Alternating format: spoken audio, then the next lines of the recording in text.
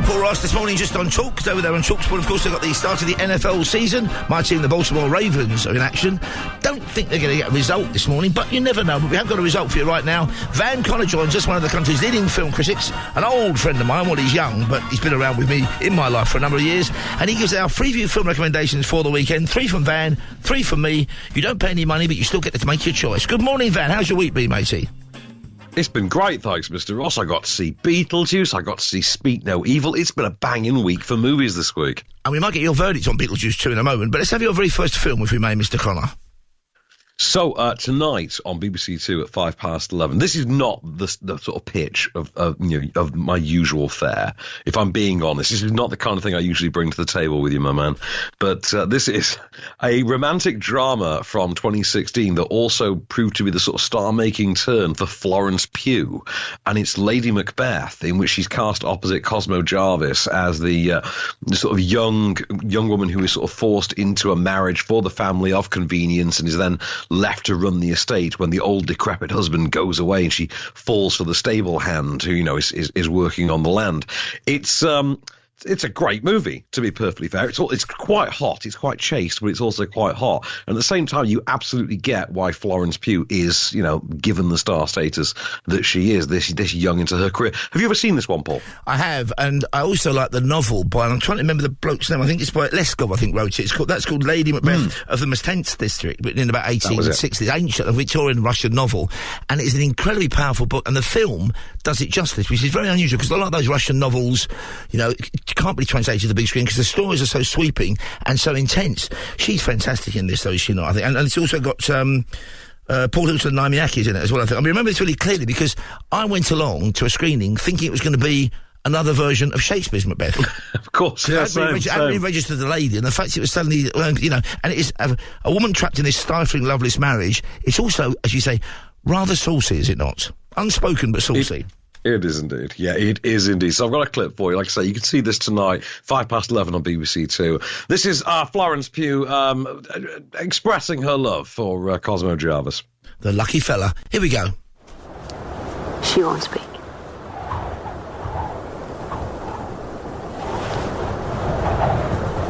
You know I shan't be parted from your life, Sebastian. Through hell and high water, I will follow you. To the cross, to the prison, to the grave, to the sky.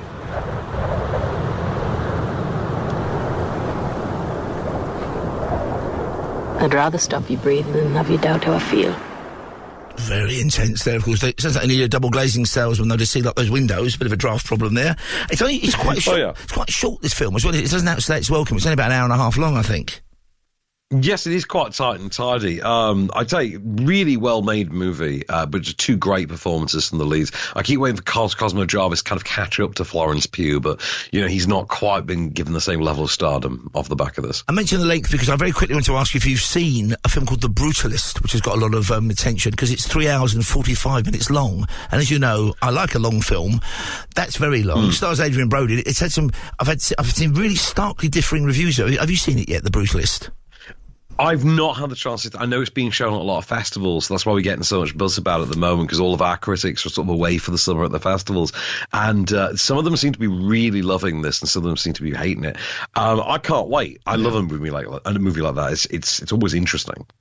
Okay, I'm hoping you're going to love my first recommendation, because it's from 1949, black and white, and it's a belter. It's my favourite Ealing comedy, this one. It's called Kind Hearts and Coronets, stars Dennis Price and Alec Guinness, Sir Alec Guinness, Obi-Wan Kenobi, but I hope he got an extra fee for this one, because he plays 8, count them, 8 different characters in what is one of the funniest and darkest of British comedies. In it, Dennis Price, who's a wonderfully effete actor, very kind of, posh but sinister, plays the offshoot of a very wealthy aristocratic family who his mum was disowned because she married this Italian fellow and was married beneath herself. When his mum dies, and fired up with revenge and resentment, he decides there is a way for him to get what he regards as his just inheritance by knocking off the 8 people above him in the family tree.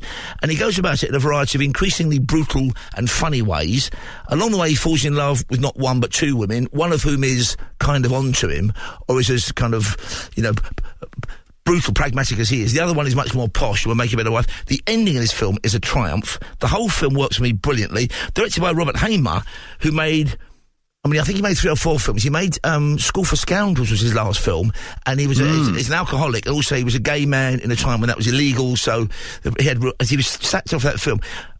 He made 3 other films there for Hammer. One was Pink String and Sealing Wax, about domestic poisoning. The other was It Always Rains on Sunday, which was like a precursor of the French New Wave cinema. And then there was this, so he's got great lost talent to British cinema. If you like Ealing comedies and have never seen this one, you're in for a treat. If you've seen it, watch it again. It's on today on Film 4. It's a cracking movie. It's called Kind Hearts and Coronets. We've got a burst of the trailer now when Dennis Price hatches his scheme and starts bumping off Alec Guinness's one by one by one. The desk coins were the obstacle between me and my birthright. I could almost wish those people should all die tomorrow. I suddenly conceived a brilliant idea. What could I take from them? Perhaps their lives. My late son. A great loss. I really wouldn't be surprised if you'd murdered them all. One could almost believe there was a curse on our unfortunate family. Indeed, sir, one could. It took a mere 3 minutes to substitute petrol for the paraffin. What is it? Oh, they're just burning some leaves at the bottom of the gun. It's clear that you are insane. What harm can there be in one glass of wine? What harm indeed.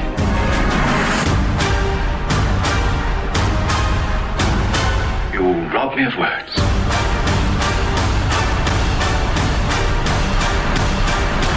Suppose we drink on it. I might be a duke one day. Pigs might fly.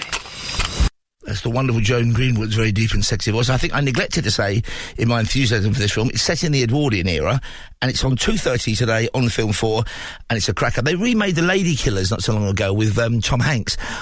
I was hoping, and well, it wasn't bad, but and they transferred it to the Deep South.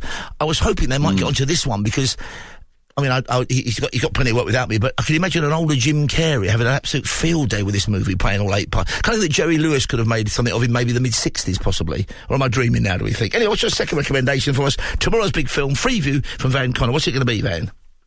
Well, in tying in with a certain other big release for this weekend in cinemas, I've got the first Beetlejuice for you on Saturday afternoon on Channel 5 at 3:25. Is of course Tim Burton's iconic 1988 supernatural comedy, which has got its sequel Beetlejuice in cinemas from today as well. This is of course the 88 original that features Alec Baldwin and Gina Davis as a married couple who die and find themselves unable to deal with moving on when a new family sort of tries to buy their home, hiring a supernatural, prankster by the name of Beetlejuice, played by Michael Keaton, to sort of scare them out of the property and give them their home back, effectively. We all know the plot of Beetlejuice, basically. I'm sure we've all seen it. It's pretty iconic, but it's just fun to have it on a Saturday afternoon. You must have seen this how many times, Paul, I'm sure. Well, I've seen it, I saw it at a screening. Nothing had prepared me for it. Absolutely loved it. I must have seen it 3 times when its first release and took my son to see it. All my daughters have seen it several times. I think it's Tim Burton's greatest film and one of the great comedies of all time, I think. It's one of the great fantasy films of all time. And Michael, I don't think he even got Oscar nominated for this film, Michael Keaton, which is an absolute travesty. Again, another Oscar travesty, because he's fantastic in this. I mean, spawned a whole string of catchphrases. Brilliant film. And I'd love to get a hold of a copy of the Handbook for the Recently Deceased. Because I've got a feeling it's going to come in useful one day, possibly. Yeah. Absolutely. I know, before you get your trailer, I know you've seen the new film, and we'll get your verdict on that one. But does it start, is a possible spoiler, does it start with Beetlejuice with a very, very tiny head indeed, or not? Or don't they reference that previous film? No, that doesn't quite come up in that. I can't tell you that much, yeah. Okay, so we're going to get a thumbs up or thumbs down or ish from Van on Beetlejuice 2. Meanwhile, here's Beetlejuice. When's it on again, Van? So this is at 3:25 on Saturday afternoon on Channel 5. Got a clip for you, and this is Beetlejuice being asked about his credentials by his new clients. Here we go. My wife and I would like to ask you a couple of questions. Sure. Go ahead, shoot. Well, for instance, what are your qualifications? Well, I attended Juilliard. I'm a graduate of the Harvard Business School. I travel quite extensively. I lived through the Black Plague, and I had a pretty good time during that. I've seen The Exorcist about 167 times, and it keeps getting funnier every single time I see it. Not to mention the fact that you're talking to a dead guy. Now, what do you think? You think I'm qualified? I mean, he's a rare talent, isn't he, Michael Keaton, just to go that over the top. Yeah. And the line for the original film that I love is when he says, he's feeling slightly, shall we say, exciting. He says, I'm feeling kind of anxious, which became family slang in my house for a good while. What did you make of Beetlejuice 2, Van? I really liked it. I think it's a very different film to the first one in terms of just how I think it's got a flaw in that there's just too much plot. Right. And it feels at the side of the first one a lot like Top Gun Maverick feels to the Top Gun, where the original is a lot more loose and ramshackle, like in terms of its narrative structure and what it's going for any time. This just feels like there's an entire subplot there that just gets overlooked, which is, arguably the one involving the villain. But other than that, it is a good time. It's good fun. And Keaton and the rest of the gang are all back on form. And Willem Dafoe gets to steal the show, which always makes me happy. Oh, brilliant stuff. I think it's a must-see for anybody who's seen Beetlejuice. So that's Beetlejuice. This is a Saturday recommendation. Van, I've gone for, it's 11 o'clock tomorrow morning on Film 4, 12 o'clock on Film 4 plus 1. If you've got a hangover, you might not want to watch this at 11 in the morning because it's very loud and very full-on, cost a fortune, had at least 4 directors involved in it, and it's Tora Tora Tora from 1970-71, produced by Darryl F. Zanuck, who'd made The Longest Day and lots of other films previously.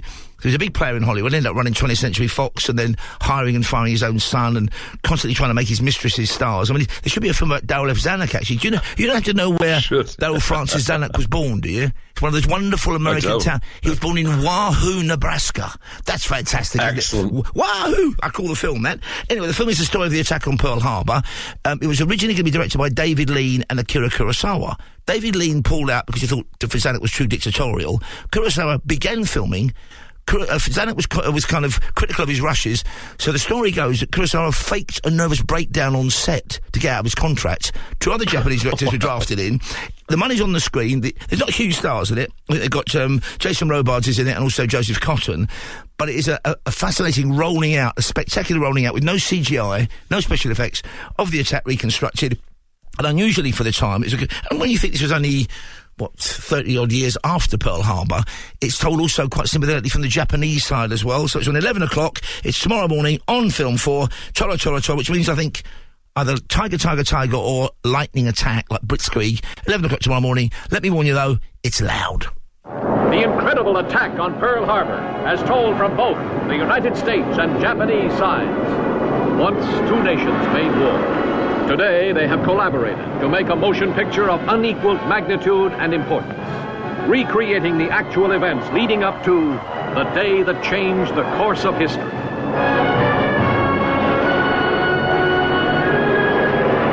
Tora, Tora, Tora!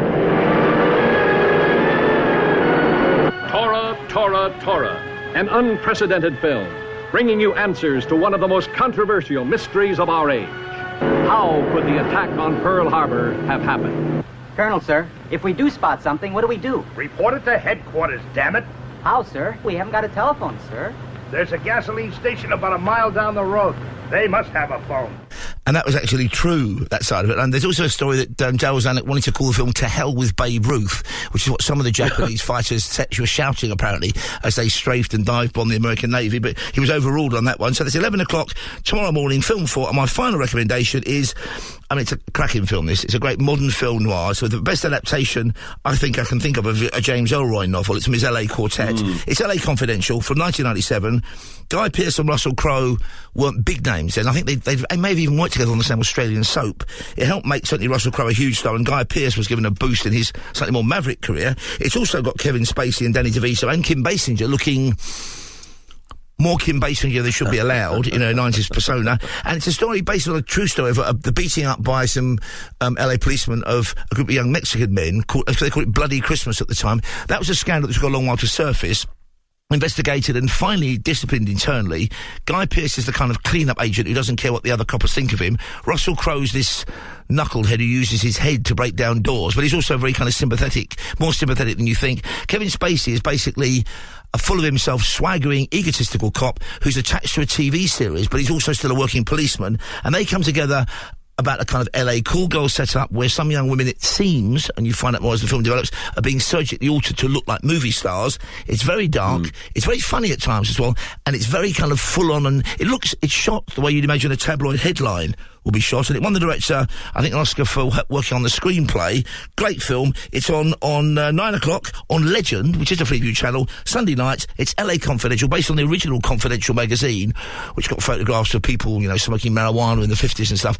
In this, they call it Hush Hush, which I think would have worked as well. I mean, this is up there with The Usual Suspects as two of the iconic 90s films, both of them, of course, starring Kevin Spacey, who's going through a slightly more dodgy time at the moment as far as his public reputation goes. Absolutely. I still watch this movie back now. By once a year. I absolutely love this film. And Russell Crowe, it is a star-making turn. It's one of those, clearly this guy's going to do something big next. And, of course, the next thing he does is Gladiator, which is hard to beat as breakthrough kind of roles go. But yeah, this was kind of peak Spacey is a badass kind of movement in the late 90s. And of course, he then followed this up with American Beauty. So it's a movie that sees a lot of people about to make very big moves. It was nominated for, I think, 9 Academy Awards. It was also in the year that Titanic did rather well at the Oscars. So they got a couple of, I think Kim Basinger got an Oscar for this as well as Best Supporting Actress. It's on 9 o'clock, Legend, Sunday night. Shh, it's LA Confidential. They thought they had it all figured out. Anything bothering you about the Night Owl case? The fact that you guys won't let it get filed away. I didn't kill nobody! But what started as a murder... You talk only to me on this one. ...became a mystery that could cost them everything. Why was Susan Lefferts at the Night Owl? I don't know. I never heard of the Night Owl till today. How about some payback, big time? We need evidence. I'll get the evidence. It was an information exchange. You have any proof? The proof had his throat slit. What do you want, actually? I just want to solve this thing. Even if it means paying the consequences? Even if it means paying the consequences. Great film, that is. What's your final recommendation for us? I think you may have given us the nod on this one before, Mr. Connor. I have indeed. I'm a big fan of this movie. It's the sleeper hit of the summer of 2009. It's the Ryan Reynolds, Sandra Bullock rom-com, The Proposal. Most recently referenced in Deadpool and Wolverine by the Nice Pool character, if we're keeping tabs. You can see this on Sunday night, 10:30 on BBC One. And it's kind of the perfect time to watch it because it's a nice, tight and tidy, 90 to 100-minute rom-com, so you could be asleep by midnight kind of thing for work on Monday. Sandra Bullock is the boss bitch publisher who is about to be evicted, basically kicked out of, deported out of the US. Knew I had the word somewhere. Thank you, Paul. Deported when her immigration visa comes out, and she forces her assistant, her put-upon assistant, played by Ryan Reynolds, to play along as her fiance and marry her. And as part of the ruse, they have to go to his family's place in Alaska, where it turns out that he's kind of like the favored son, like the rich favored son of the small township that he comes from, and basically play along with the charade in front of his family. It's kind of great. It's got them both doing what they do so well, and they share really fun, really lively chemistry. Also, Betty White just owns the movie. Yeah, for the Golden Girls, it's one of those. And absolutely. I know you took all kinds of movies on your off-screen podcast, which I'm hoping drops later on today, but have you got a top 3 romantic comedies, and would this one be in it? No, not a top 3. It's When Harry Met Sally. So it's not up to that level. I mean, to be honest with you, one of my favourite rom-coms is Addicted to Love from 1997, because it was the last time we got peak hotness Meg Ryan in a rom-com, and I mourn for those days. Man likes all kinds of movies, knows about all kinds of movies. You've got a clip for us on The Proposal, I suspect. I have indeed. So I give you Sandra Bullock freaking out as usual in the immigration interview in The Proposal. Like I say, 10:30 Sunday night on BBC One. Here we go. What, are your parents dead? Oh, no, his are very much alive. Very much. They're, well, we were going to tell them this weekend. Gammy's 90th birthday, and the whole family's coming together, and we thought it'd be a nice surprise. And where is this surprise going to take place? At Andrew's parents' house. Where's that located again? Why am I doing all the talking? Jump in. Sitka.